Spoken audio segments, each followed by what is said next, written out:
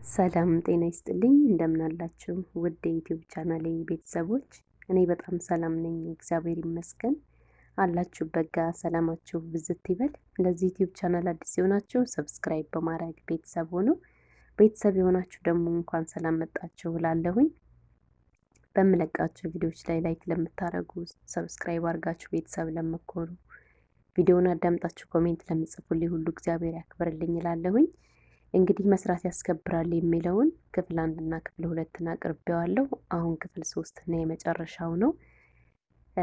ያቋረጥኩት ይቺ ምስኪን በጉቶ ፍንቀላና በከሰል ማክሰል የምትተዳደር ምስኪን ልጅ ከዚያ አረ ውስጥ ከመስራት ወጥታ ወደዚች ሀብታም ሴትዮ ቤት ልትቀጠር ልትሄድ እናቷን አማከረች በሚለው ላይ ነው ያቋረጥኩት እና ከዚያ ቀጥዬ ያቀርበዋለሁኝ ማለት ነው። ክፍል 3 እንዲህ ሲል ይቀጥላል ማለት ነው። ይቺ ምስኪን ልጅና በጉቶ ፍንቀላና በከሰል ማክሰል በኩበት መልቀም የኖረች ልጅ ወደዚች ሀብታም ሴትዮ ቤት ለመቀጠር በጣም ደስተኛ በሆነ መልኩ እናቷን አማከረቻት። እናትየዋም ልጄ አረህ ላረህ ከመንከራተትና ጫካ ለጫካ ከመዞር እሰው ቤት ብትሰሪልኝ እኔም ደስ ይለኛል። በሙሉ ደስታ ነው መቀበልሽ እና በቀኝ አድርግልሽ። ስራ ግን ስትሰሪ እየተጠነቀቅሽ ብላ መከረቻት። እናቷን ብቻ ማማከር ሳይሆን አባቷንም ማማከር ስላለባት ወደ አባቷ ዘንድ ሄደች። አባቷንም እንዲህ ስትል ጠየቀችው። አባዬ እኔ አረህ ካረህ ከምዞር ጉቶ ከምፈነቅል እንጨት ከምሰብር ኩበት ከምለቅምና ብቻዬን ጫካ ውስጥ ከመኖር ተላቅቄ ወደ ሰው ቤት ሰራተኝነት ልገባ ነው። ውጪ ፀሐዩና ውርጩ ንፋሱና አቧራው ከሚጫወትብኝ ሰው ቤት ልሰራ ነው ስትል ደስ ብሏት አማከረችው። አባትየውም እንዲህ አላት፣ ልጄ ሀብታም ቤት መስራት ማለት እና አረህ ውስጥ መስራት በጣም ልዩነት አለው። ሀብታም ቤት ስትሰሪ በጣም ተጨቁነሽ ነው የምትሰሪው፣ ነፃነት የለሽም። አረህ ውስጥ ግን ብጮሂ፣ እልል ብቲ፣ ብዘፍኝ ነፃነት ኖሮሽ ነው የምትሰሪው።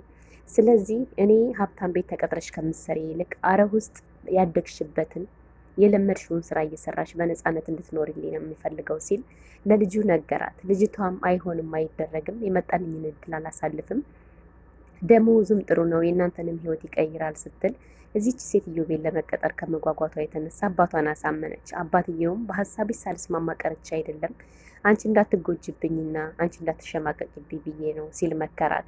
ችግር የለውም አባዬ፣ ልሞክረውና ማይሆን ከሆነ ተወዋለሁ ስትል አባቷን ለማሳመን ሞከረች። አባቷም በደስታሽ ሁሉ እደሰታለሁ፣ ባልሽው ሁሉ እስማማለሁ፣ በይቀኝ ይሁንልሽ፣ ይቅናሽ ልጄ ሲል መረቀው ሰደዳት።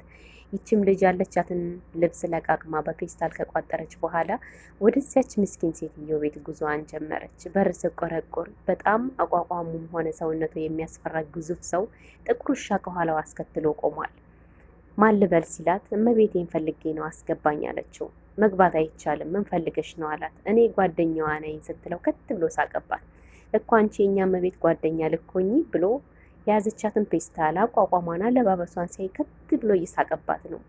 ይችም ሀብታም ሴትዮ 3ኛ ፎቅ ላይ ተንጠልጥላ በመስኮት ታይ ነበርና አስገባት የሚል ምልክት በእጇ አሳየችው። ከፈተና አስገባት። ያ ሞልቃቃና የተንደላቀቀ ወንድ ልጅ አስፋልቱ ላይ ቁጭ ብሏል። በሩ ሲከፈት እየተንደረደረ ከአስፋልቱ ሱም ወደ ግቢው መጣ። በረንዳው ላይ ቀድሞ አገባና ምን ልትሰሪ ነው የመጣሽው? የተረፈች እናቴ ልጨርሽ ባልሆነ እያለ ሞላቀቅባት ጀመር።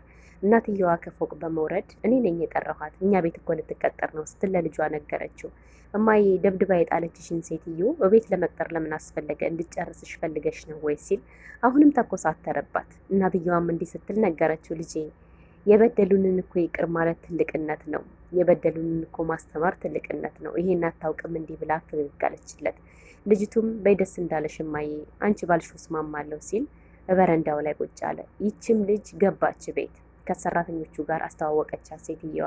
ሰራተኞቹ ግን አንደኛቸውን ፈገግ ብሎ አልተቀበሏትም። አንደኛ ጓደኛቸው ስራ አለቀ የሄደችው በእሷ ምክንያት ነው፣ እሷ ስለምትተካ። ሁለተኛ ደግሞ ሴትየዋ ለእሷ የምታሳየውን ፊት እነሱ ስላለመዱት ለምንድን ነው ዛሬ መታ እንዲህ የምታሳያት ፊት እያሉ በጣም ቀንተዋል። ሴትየዋን በፊታቸው እንዲህ ብላ ነገረቻት። አንቺ የምትንከባከቢው እኔን ብቻ ነው፣ የቤቱን ስራ የሚሰሩት እነኝህ ናቸው። አንቺ ለእኔ መድኃኒት መስጠትና እኔ መንከባከብ ነው። እኔ ከተኛው ከሌሊሁ ደግሞ ክላስሽ ቁጭ ብለሽ ቴሌቪዥን ማየት ነው ስራሽ ስትል ደገመችው ማሞላቀቋን። እነኚህም ሰራተኞች የፊታቸው ጨጓራ መስሎ ተቆጥተው እየተመናቀሩ ሄዱ። እኛ ስንት ዓመት የሰራነው ሰዎች እንዲህ ሳንባል እቺ አዲስ መታ እንዲህ የምትባለው እያሉ ቅናት አድሮባቸዋል።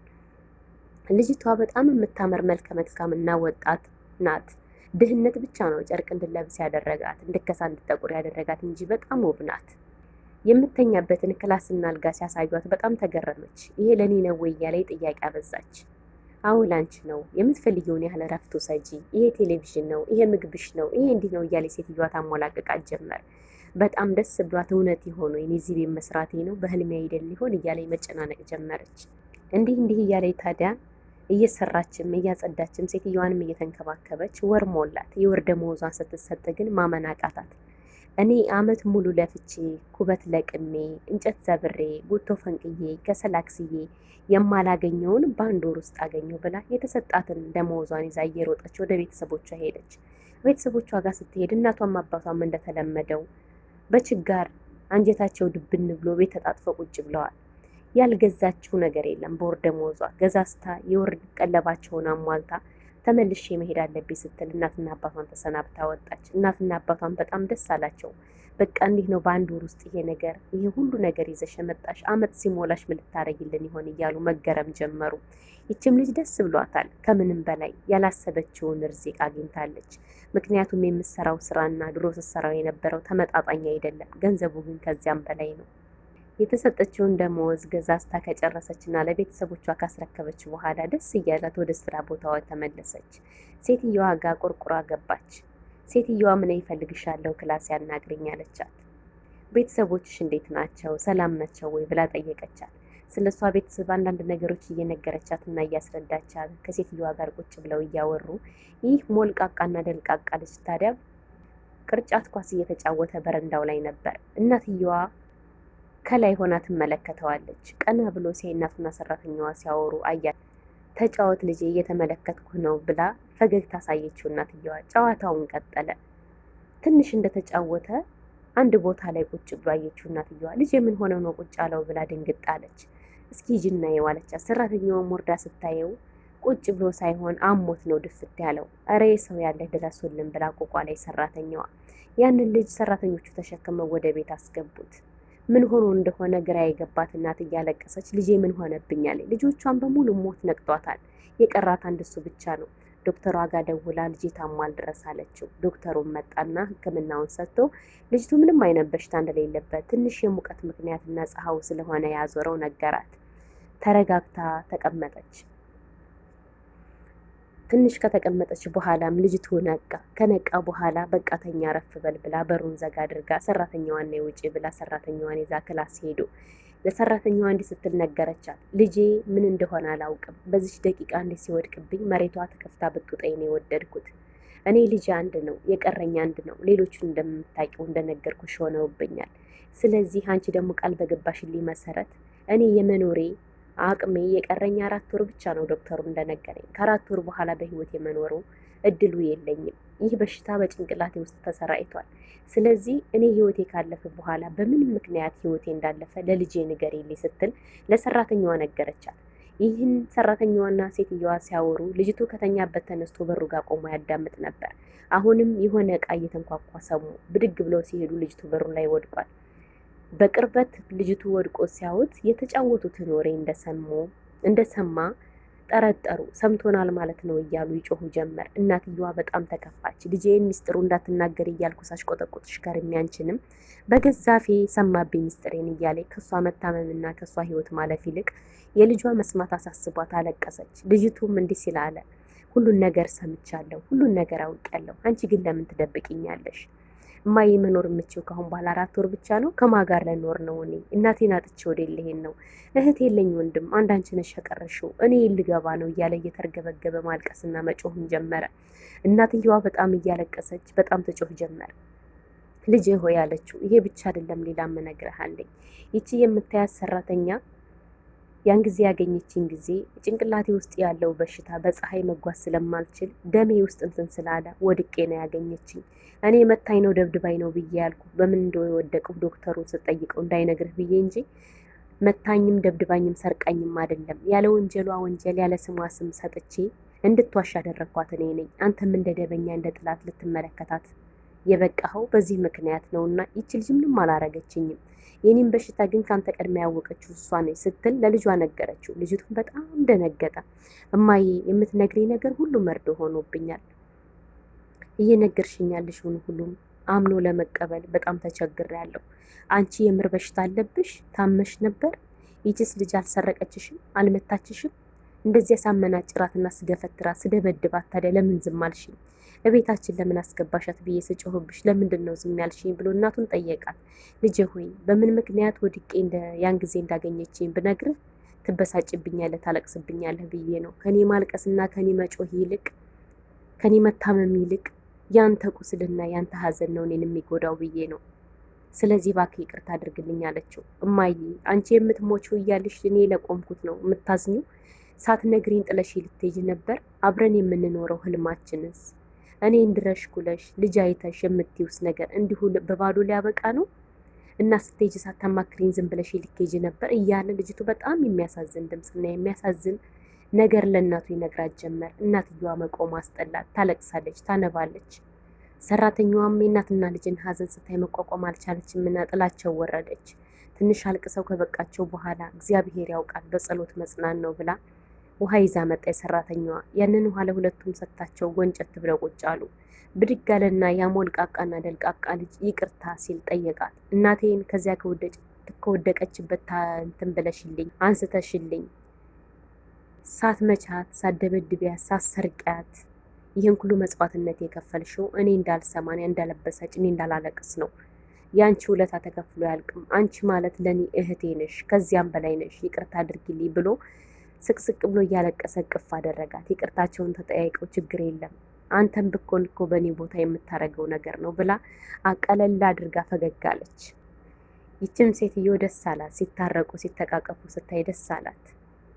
ከዚያን ቀን ጀምሮ ግን ልጅቱ ደስታውን ሁሉ ተነቅጧል። ማሰብ፣ መተከዝ፣ ማልቀስ፣ መሸማቀቅ የሆነ ስሜት ብቻ እየተሰማ አይደለም ሌላው ቀርቶ የፊቱ ቆዳ እየተቀየረ መክሳትና መጥቆር ውስጥ ገባ። ልጄ ከኔ ቀድሞ ሊሞትብኝ ነው፣ ምነው አፌን በቆረጠው፣ ትላንትና ይሄን ባላሉ፣ ሳምንት ቀን ይሄን ባላሉ እያለች እናትየዋ በጸጸት ማለቋ ነው። ስለዚህ ልጅ በጣም እያሰላሰለ ነው። በጣም ሰውነቱ እየተጎዳ ነው እና ሐኪም ቤት ግዴታ መሄድ አለብህ ብላ ልጇን ጠየቀችው። እኔ ሳያመኝ ለምንድን ነው የምሄደው? እኔ የምከሳው የምጠቅረው እኮ ለሀሳቡ ነው፣ አንቺ ስለነገርሽ እንጂ ምንም ሆኜ አይደለም እማዬ ሲል እናቱን ነገራት።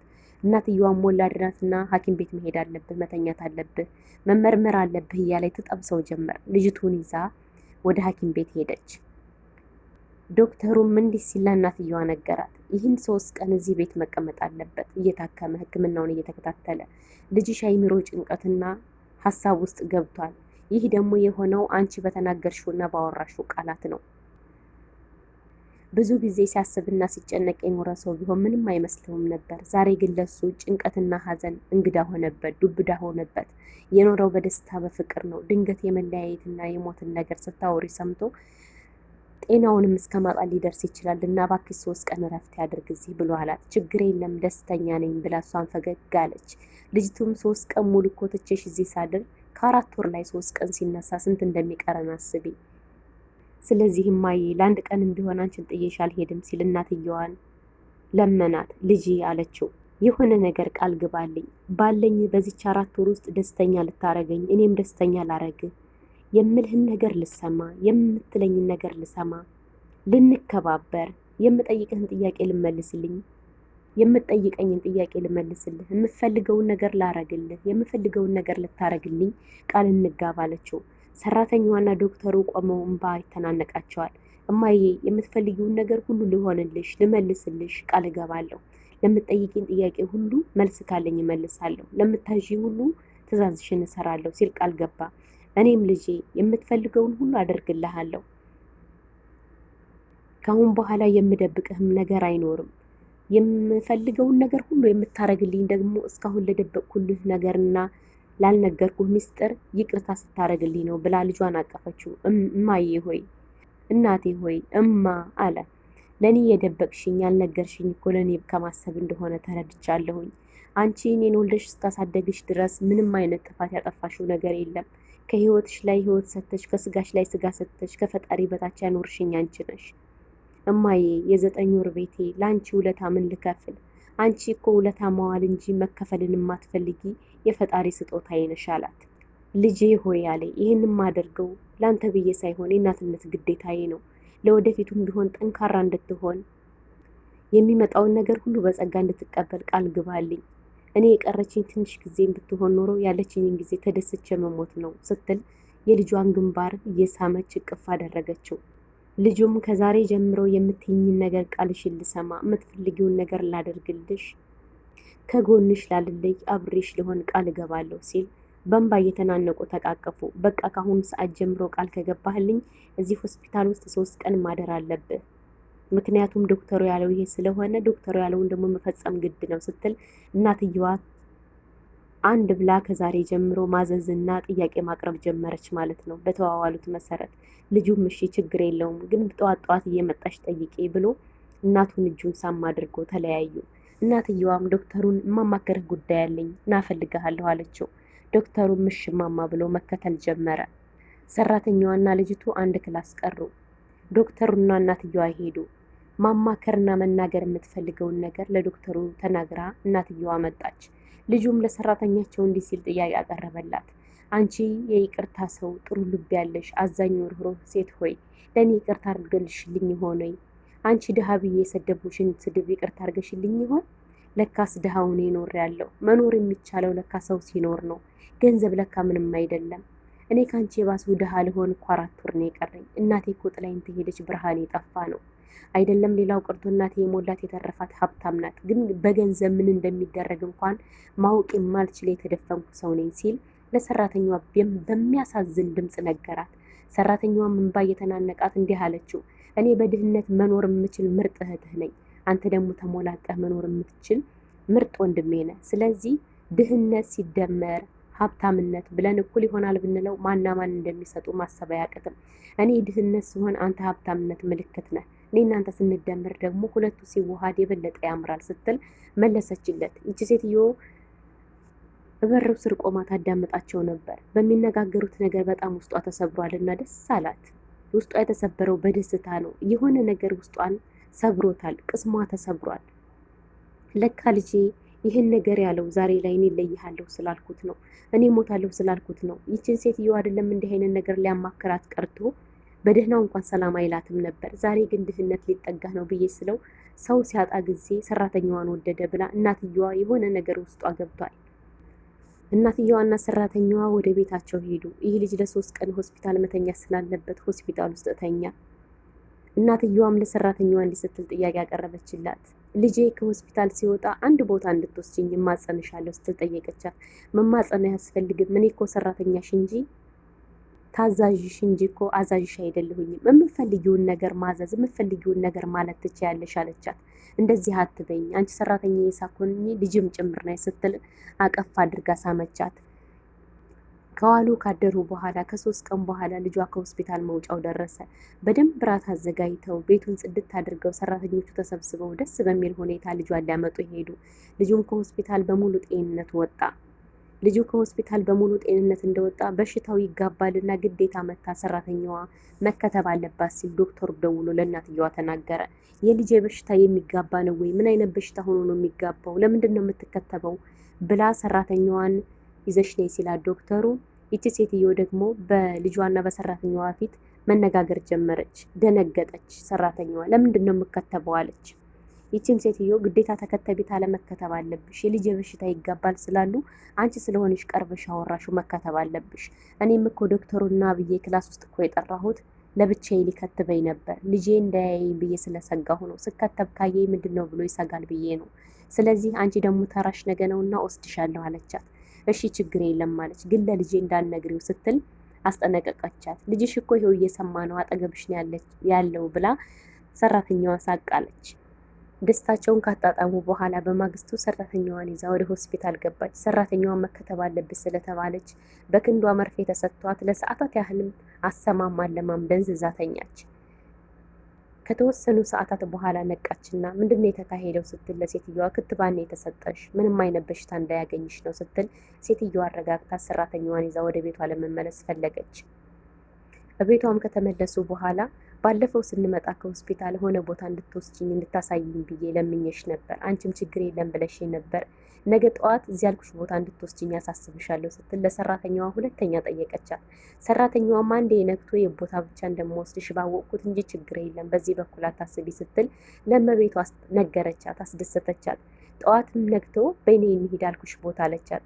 ያልሽኝም ቦታ እኮ አልነገርሽኝም፣ የት ነው የምወስድሽ ስትል ለሴትየዋ በትህትና ሰራተኛዋ ጠየቀቻት። ሴትየዋም እንዲህ አለች፣ ዛሬ መሄድ የምፈልገው እናንተ ቤት ነው። ወላጆችሽንና ቤታችሁን ማየት እፈልጋለሁ እና በክሽ ከቤተሰቦች ጋር አስተዋውቂ ስትል ተማጸነቻት። ይችም ሰራተኛ ፊቷ ጥቁር አለ፣ አይኖቿ መሬት እያዩ እንባዋ ቀረረ። ለምንድን ነው ቤተሰቦችሽን እንዳይ ፈቃደኛ አይደልሽም እንዲህ ስትል አሰሪዋም ጠየቀቻት። ቤተሰቦችን ብታይልኝና ብትገናኝልኝ ደስታውን አልችለውም፣ ነገር ግን የምወስድሽ ቦታ አንቺን አይመጥንሽም አለቻት። ለምንድን ነው የማይመጥነው? እኔ እኮ ብቀመጥ 1 ሰዓት ያህል ነው፣ ጭራሹን እኮ አልቀመጥም፣ ልጄ ውሰጂ ስትል ለመነቻት። ያም እኮ ነው ችግሩ፣ 1 ሰዓት ቀርቶ 1 ደቂቃ የምትቀመጭበት ቦታ የለም። እኛ ቤት እኮ የምንቀመጠው ድንጋይ ላይ ነው፣ የምንተኛው ማዳበሪያ ላይ ነው። ስለዚህ አንቺን አይመጥንሽም ያልኩት ለዚያ ነው አለቻት። ይችም ሴትዮ ያለውን ነገር እኮ አትርሺ፣ እንደገና ንገሪኝ አትበይ። እኔ እኮ ከ4 ወር በኋላ እኮ ድንጋይ ትራሴ ሳይሆን እላያ ላይ ሊጫን ነው ስትል እንባዋ አቅሮ ነገረቻት። 10 ጊዜ ሞትሽን አታስታውሽን እባክሽ አትረብሽን ስትል ሰራተኛዋን ፊቷ ጥቁር አለ። በቃ እንግዲያው እንደዚህ አካል ሳልሞት በፊት ወላጆችሽን አሳየኝ ብላ ወደ ወላጆቿ ቤት ይዛ እንድትሄድ ጠየቀቻት። ይችም ሰራተኛ መኪናቸው ላይ ወጥተው ይችም ሴትዮ መኪናዋን እያሽከረከረች ወዳሉበት አካባቢ እየጠቆመቻት ሄደች። ደርሰናል፣ መኪናውን አቁሚ ያለቻት። መኪናውን ቆመ። ይቺ ሀብታም ሴትዮ ቤታችሁ የታለ እያለ ቤት ትፈልጋለች። ሰራተኛዋ እኮ ቤታችን ይሄ ነው አለቻት። የታለ ቤታችሁ? ቤት አይታየኝም አለች። ለዚህ እኮ ነው አንቺ አትምጪ ያልኩሽ ነበር። እኔም ብትሰሚ ኖሮ አንቺ ባልመጣሽ ነበር፣ እነሱን ይዤ አንቺ ቤት በመጣሁ ነበር አለቻት። እነሱን ይዘሽ እኔ ቤት ብመጭ እኮ እኔ እነሱን ቤት አላየውም፣ እነሱ ናቸው እንጂ እኔም ቤት የሚያዩት። የእነሱን ቤት ሳይ ነው እኔ እናንተን ያየሁ የሚመስለኝ እንጂ ሰዎቹን ብቻ ሳይሆን ቤታችሁንም ነው ማየት የምፈልገው ስትል ነገረቻት።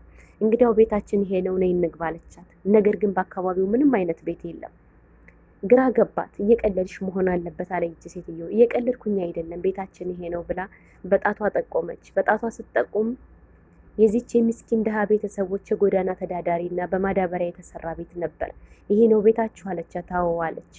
ጎንበስ ብላ እንኳን ለመግባት የማያስገባ በሩ ጠባብ የሆነ ፀሐይና ንፋሱ ዝናቡ የደበደበው የማዳበሪያው ከለር የለቀቀ የተበጫጨቀ ጭራንቁስና የገማ የከረፋ ቤት ነበር ውስጡ ያለው። እዚያ ቤት ስገባ ለማየት የሚያስፈሩና የሚያሳዝኑ ጥቁር ቁር ብሎ ጭርቁስቁስ ብለው በጣም የሚያሳዝኑ 2 ሰዎች ቁጭ ብለዋል። እነኚህም የዚች ልጅ እናትና አባት ናቸው። እቺ ሀብታም ሴትዮ ቤት ስገባ መቆሚያ መቀመጫ ቦታ የለም፣ እሷን አይመጥናትም። ነገር ግን አይመጥነኝም ብላ ቆም አልቀረችም። እንዲያውም ዘርፈጥ ብላ ተቀመጠች። ሰዎቹ በጣም ደነገጡ። አለባበሷን፣ መኪናዋን፣ የሽቶዋን ጠረን ሲያዩ አንቺ ነሽ እኛ ቤት የምትገቢው? የምናይሽ እኮ በጋርድና በመኪና ሆነሽ ነበር። እኛ ቤት እንዴት አንቺ ትገቢያለሽ? እዚህ ቤት እንዴት ትገቢያለሽ? ብለው መለማመጥና ማልቀስ ጀመሩ። ባክሽ ውጭ ከዚህ ቤት በሽታ ትወድቂያለሽ እያሉ። ሴትየዋም እንዲህ ስትል ነገረቻቸው። እኔ የለየልኝ አገር ማገር ያወቀኝ ሀብታም ነኝ። ነገር ግን ሀብቴ በብር ነው። እናንተ ግን የኒ ብርና የኒ ፎቅ የኒ መኪና የማይገዛው ሙሉ ጤና አላችሁ። እኔ ግን ጤና የለኝም። ዛሬ ይሄን ልነግራችሁ ነው የመጣሁት። የለንም ብላችሁ አታልቅሱ፣ አትበሳጩ። አለኝ ብዬም አልኮራም አልጎራም። ምክንያቱም እኔ ያለኝ ነገር ምንም ነገር አይገዛም። ያለኝ ብር ስለሆነ፣ ብር ደግሞ ምንም አይገዛም። መሬት ላይ ያለን ነገር የሚበላ የሚጠጣ የሚለበስ ነገር ሊገዛ ይችላል። ከፈጣሪ ጋር ግን ምንም መግዛት አይችልም ብር። እናንተ ግን ከፈጣሪ የተሰጣችሁ ውድ ስጦታ በብር ብሸጡት ብር ለመግዛት የማይችለው ውድ ስጦታ አላችሁ። ሁላችሁም ጤነኛ ናችሁ ስትል ደገመችላቸው። የዚች ልጅ እናትና አባት ድንግጥ ብለው ቁጭ አሉ። አንቺ ሲያዩሽ የምታምሪ፣ አለባበስሽ፣ ሰውነትሽ፣ ሁሉ ነገር ውብ ነሽ፣ ምንሽ ነው የታመመው ብለው አሏት። ምክንያቱም ይቺ ምስኪን ሰራተኛ ልጅ ለእናትና ለአባቷ ምንም ምስጢር አልተናገረችም ነበር። አልነገርሻቸውም ማለት ነው ብላ ቀና ብላ አየቻት። እኔ ከፈጣሪ በቀር የነገርሽኝ ምስጢር ለማንም አላወራሁም ስትል ይቺ ሰራተኛ ነገረቻት። እኔ እንዲህ ታማሚ ነኝ ስትል ለዚህ ለሰራተኛ ቤተሰቦች አስረዳቻቸው። እነኚህ ድሃዎች ልብሳቸው ቆሻሻ ይሁንና የተበጫጨቀ ይልብሱ እንጂ ልባቸው ንጹህ ነው። አለቀሱ። እግዚአብሔር ይማርሽ፣ እመኚ ትድኛለሽ ብለው አሏት። እኔ ከዶክተሮቹ የተነገረኝ 4 ወር እድሜ ብቻ ነው። ከ4 ወሩም ላይ እድሜ ሄዷል። 3 ወር ነው የቀረኝ። ስለዚህ የ90 ቀን እድሜ ለመኖር ደግሞ ምንም ተስፋ የለኝም ስትል እንባዋ እየተናነቃት ነገረቻቸው። እነኚህም ሰው እንባቸውን እያዘሩ በእግዚአብሔር ተስፋሽን አትቁረጭ እያሉ ፈጣሪ ምን ያህል ኃያል እንደሆነ ለዚች ለሴትዮ ይነግሯት ጀመር። ይቺ ሴትዮ ቦርሳዋን ከፈት በማድረግ ተቆጥሮ የማያልቅ ብር አውጥታ ለሰዎቹ ልትሰጣቸው እጇን ሰነዘረች። ሴትዮዋ ብድግ አለችና እንዲህ አለች፣ የዚች የሰራተኛ እናት፣ እኛ ብር ፍለጋ አይደለም ልጃችንን የሰጠንሽ። ልጃችን በላቧ ሰርታ ልታበላ ልታጠጣን እንጂ ካንቺ ያልሰራችበትን ብር ተቀብለን ገንዘባችን ያልሆነውን ልንጠቀም ያልሰራንበትን ልንወስድ ወይንም ደግሞ በሰጥሽን ሽርፍራፊ ሳንቲም ህይወታችንን ልንቀይር አይደለም። ፈጣሪ ህይወታችንን ይቀይረው እንጂ ሰው በሰጠን ነገር አንራካም፣ በላባችን የገዛ ነው እንጂ ብላ ፊቷን ጥቁር አረገችባት። አባትየው እንዲህ ሲል ነገራት። አይሽ አላት፣ እኛ በብር የማይገዛ ሙሉ ጤና እንዳለን ነግረሽን ነበር። አንቺ ግን ምድር ላይ ያለውን ነገር ሁሉ በገንዘብሽ መግዛት ትችያለሽ እንጂ ከፈጣሪ የተሰጠሽን ነገር መግዛት እንደማትችይም አሁንም ተናግረሽ ነበር። ነገር ግን ፈጣሪ የሰጠንን ድህነት አንቺ በብር ልገዥ መጣሽ። እንዲህ አይነት ወራዳ ሴት መሆንሽን አናቅም ነበር። እኛ ክብራችን ማንነታችን ነው፣ የምንበላው የላባችንን ነው። እንዳንቺ ነግዶ ማትረፍ ባንችልና ሆቴልና ቤት ባይኖረንም ባለን ነገር ደስተኛ ነን። ለምሳሌ እዚች እገማችንና ሸተተች ቤት ውስጥ ስንኖር አንድ ቀንም ቁርቁሮን እናሞና አናቅም። ህሌናችን እረፍት አለው። ድንጋይ ብንተራስም ትራሳችን ደግሞ የህሌናችን እረፍት ስለሆነ ሁሌም ይመቸናል ሲሉ በጣም በሚቆጣና በሚያስፈራራ ድምጽ ተናገሯት። እቺ ሴትዮ ደንግጣ የያዘችውን ብር ወደ ቦርሷ አስገብታ ይሄን አስቤ አልነበረም፣ ልጃችሁ ያለችው እኔ ጋ ነው፣ የእሷ ቤተሰብ ማለት የኔ ነው፣ ለቡናችሁ ብዬ ብሰጣችሁ ምን ችግር አለው ስትል የያዘችውን ብር እየተንቀጠቀጠች ወደ ቦርሳዋ አስገብታ ከመቀመጫዋ ብድግ አለች። ጸልዩልኝ፣ ጸሎት ነው የምፈልገው፣ እኔ እናንተን በብር ልገዛ አልመጣሁኝም፣ እርዳታ ልሰጥ ነበር የመጣሁት አለች።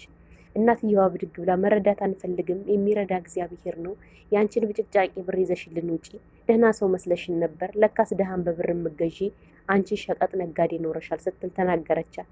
አባትየውም እንዲህ ሲል ለእናትየዋ ተቆጣ።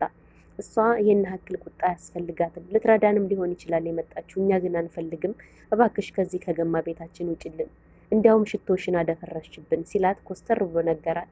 ሰራተኛዋም እንዲህ ስትል ለመቤቷ ይቅርታ ጠይቀቻት። እማዬና አባዬ እንዲህ ነው ጸባያቸው፣ እባክሽ እንዳትቀየም ይቅርታ አድርጊ አለቻት። አባትየውም እንዲህ አለ፣ እኛ ምንም አላጠፋንም፣ ያጠፋነው ነገርም የለም። ፈሪሃ እግዚአብሔር ያለን በላባችን የምንተዳደር ሰው እንጂ ባልሰራነው ገንዘብ በተሰጠና በተበጨቀልን ህይወትን መኖር የማንችል ሰው እንደሆነ የነገርናት። ያጠፋነው ጥፋት የለም። ደግሞ ጥፋት ሳያጠፉ ይቅርታ መጠየቅ የበታችነት ስሜት እንዲሰማ ማድረግ እንጂ ሌላ ምንም ትርጉም የለውም ሲል የዚች የምስኪን የደሃ አባት ልጁን ተቆጣ። ልጅቷን በቃ በሌላ ቀን እመጣለሁ ቻው አለቻቸው። እዚያው ጋር ያቺ ሀብታም ሴትዮ እንደቆመች አባትየው እንዲህ አላት፣ ልጄ የላብሽን የሰራሽበትን ደሞዝሽን ይዘሽው ከሆነ ባክሽ አንድ ባውንድ ስጭንና እራታችን እንብላ አለ። ይችም ሰራተኛ ብር ይዛ ነበርና ይሄ የወር ደሞዜ ነው በሙሉ ወሩም ሙሉ ተሞላቃችሁ መኖር ትችላላችሁ፣ ይቅርታ ረስቸው ሳልሰጣችሁ ልወጣ ነበር ስትል ለእናትና ለአባቷ ደሞዟን ሰጠቻቸው። አባትየው እንዲህ ሲል ተናገረ፣ ልጄ ሆይ ያልሰራሽበትን ገንዘብ ያልሰራሽበትን የላብሽ ያልሆነውን ነገር ማንም ሰው ቢሰጥሽ እንዳትቀበይ፣ ስትቀበይ ደግሞ ካለሽ ላይ አስራት በኩራት አውጥተሽ አስባርከሽ አስመርቀሽ ያዡ፣ በረከት ከእግዚአብሔር ይመጣልሻል፣ አስራት በኩራት ስታወጪ ለእግዚአብሔር እንደሰጥሽ ይቆጠራል ሲል አስጠነቀቃት። አባዬ የምትለኝን ሁሉ ሰማለሁ፣ አመሰግናለሁ ብላ እመቤቷን ተከትላ ከቤት ወጥታ ወደ ስራ ቦታዋ ሄደች። ይቺ ምስኪን ሴትዮ ሀብታም ሴትዮ ልቧ ምስኪን ነው። በመኪና ውስጥ ምንም ነገር ሳትነጋገር ወደ ቤቷ ሄደች። ወደ ቤቷ ስትሄድ ግን በቤት ውስጥ ገባችና በጣም አለቀሰች። እኔ ለካ እስከዛሬ አልኖርኩም ነበረ፣ የኖርኩ ከብር ጋር ነው። ለካ ህይወቴ ምንም ትርጉም የለውም፣ ጭንቅላቴ ውስጥ ምንም እውቀት የለም። ዝቅ ብሎ መኖር ለካ ከፍ ያለ ጭንቅላት እንዲኖር ያደርጋል።